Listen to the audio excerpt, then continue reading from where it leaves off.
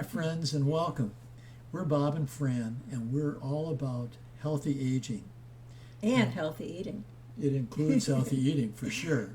Today Fran will give you a bunch of tips and techniques that she uses in preparing delicious plant-based meals. And I know that for Because a he fact. gets to eat them. Oh yeah, they are great. You may want to take some notes and you will love the easy and delicious dessert recipe that Fran will give you at the very end, so stay tuned. And so let's get started right now. So let's start with 4 ideas to make plant-based cooking a success. The first one is to make cooking a hobby, not a chore. You know, I think that's been one of your secrets since we've been plant-based now for 15 years. Right. And let me tell you what I do. Whenever I find a lot of recipes on the internet, and when I find one that looks good, I know this is kind of old-fashioned, but I just write it down on a piece of paper, and then I make it. If I like the recipe, I file it. It's a keeper. If I don't like it, it goes in the trash. And I have to say, over all these years, I've only thrown away maybe 2 or 3. Most of them are pretty delicious. So have fun with it. Don't look at it as a chore. The second thing is to prepare meals that look good and taste great. As you know, if you go to a restaurant, presentation is really important. So make your food look nice. You can put some parsley on the side, use pretty colors, mix up the colors, don't make it all, blah. There's so many wonderful vegetables out there to use, and you can make your food look really good. And, of course, lots of spices to make them taste great. The third thing I would suggest is to find loads of healthy recipes and meal plans online. Like I told you, that's what I've been doing for years, and I have a ton of wonderful recipes by doing that. Now, a lot of people say, well, I don't have time to cook because I'm working. Well, here's what I suggest that you do.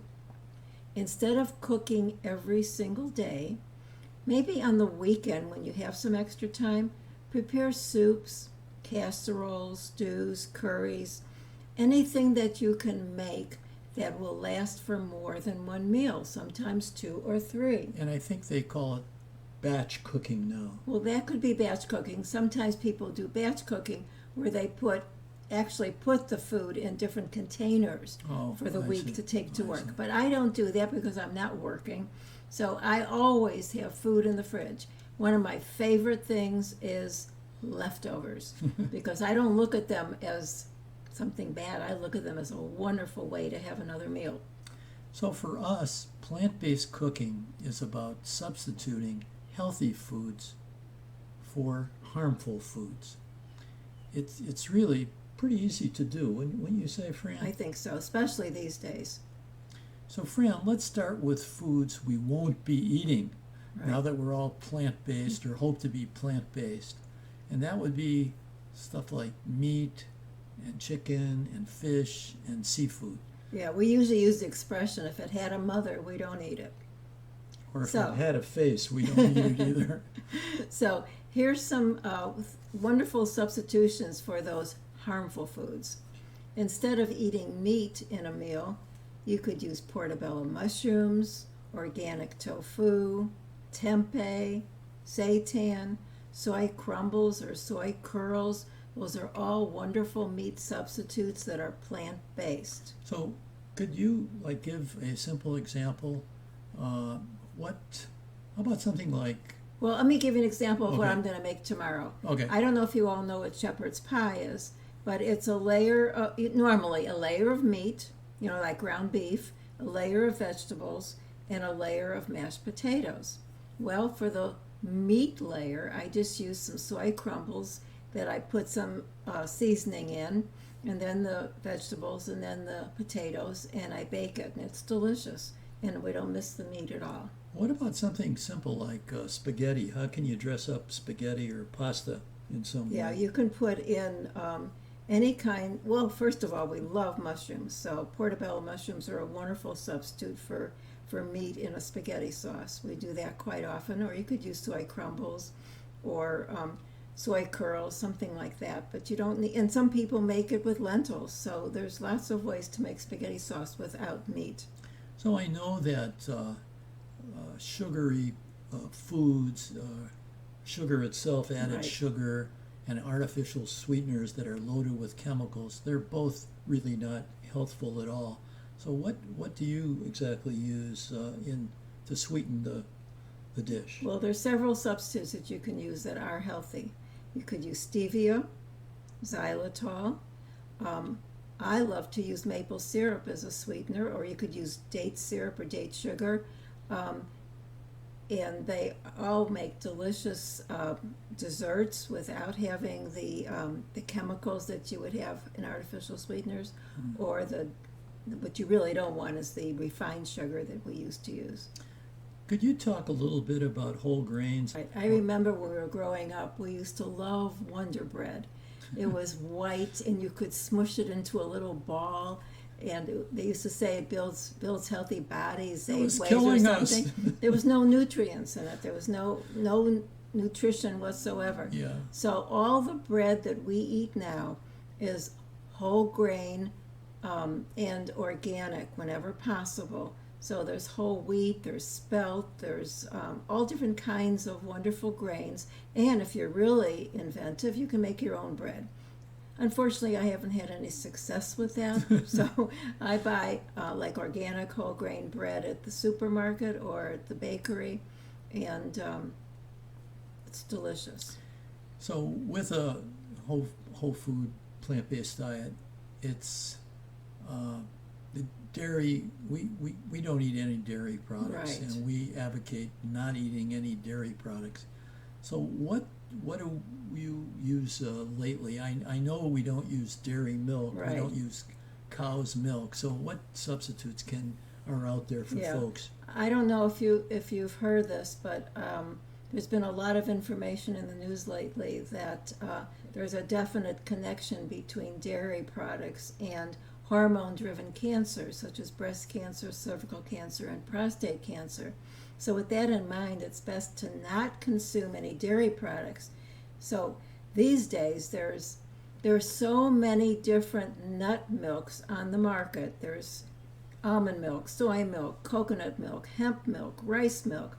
As a matter of fact, somebody told me yesterday that she noticed in the supermarket that they hardly had any dairy milk anymore. Another thing that people are finding is that the nut milks are actually cheaper than the dairy milks. So that's a step in the right direction too. Now, what about cheese? That's also, of course, a very popular Right. dairy product. Yeah, I know that you make your own cheese. I do, and I'll tell you why. There's some really tasty commercial non-dairy cheeses on the market, and frankly, they're delicious. But they're very high in fat because the main ingredient is oil. Yeah. So if you go to our website and look up our recipes, there's wonderful cheese recipes that are dairy-free, fat-free. The only thing they have is great taste. Yeah. So the website is bobnfran.com, and I'll have a little post to get to our website in the description below. Good. Just to give you an example, the two cheeses that I make the most are mozzarella, well actually three, mozzarella, cashew cheese, and I guess you would call it like a cheddar cheese. Yeah. And it's great on a baked potato, for example. So you don't need animal cheese. Okay. Talk about baking. I know you haven't had much success with bread. No. But how do you keep foods together when doing some cooking or baking? There's some wonderful substitutes for eggs. Yeah. One of our favorites is flaxseed meal.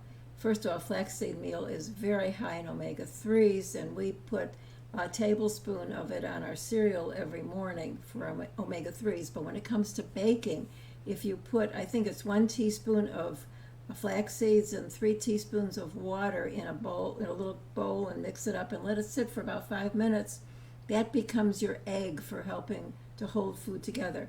Another quick tip is aquafaba, and you're probably wondering, what is that?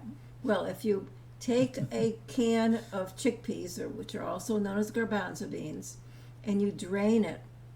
You always drain your beans and rinse them before using them, but if you drain it into a cup, that liquid is aquafaba, and you can keep it for 2 or 3 days in the fridge, and if you beat it with an egg beater, it becomes like whipped cream. I know it could add for baking, or you could even use it as a dessert topping. Okay, so there's good substitutes for eggs. Great. So we want to confess something to y'all out there, that we are both chocoholics, big time. So what do we do about that? I know we have some delicious chocolate Yes, we do. desserts and such. I want you to understand that just because dark chocolate isn't milk chocolate, it may have dairy in it, so you have to read the label. There are wonderful vegan dark chocolates on the market, but you've got to read the label. And for snacks, we don't eat any sugary snacks at all, but Well, truthfully, we hardly ever snack because the Right. meals that we have are so substantial that they don't leave us hungry, because Right. we eat a lot of grains, a lot of starches. yeah, we especially don't advise people to have snacks of any kind after dinner if you can possibly do that. We think the longer period of time from after dinner to breakfast time, That's should like be- a fasting period. yeah, it should be as long as possible.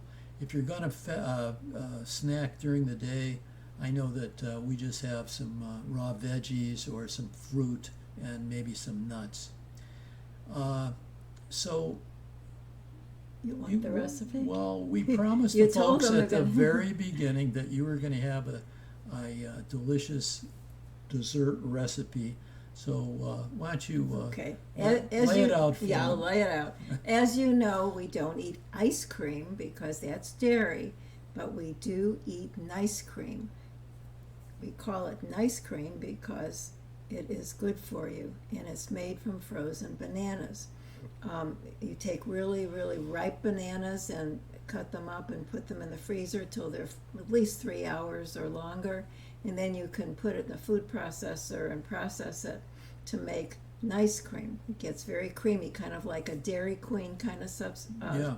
Okay, but the special one I wanted to tell you about today is one of our favorites, which is butter pecan. Yeah. Well, how do you make butter pecan? No butter. No butter, but we put in some chopped pecans and some maple syrup into the nice cream once it's whipped up, and it tastes like butter pecan. It's Yeah, delicious. it's amazing. It's really good. And you can experiment and do all kind of things with.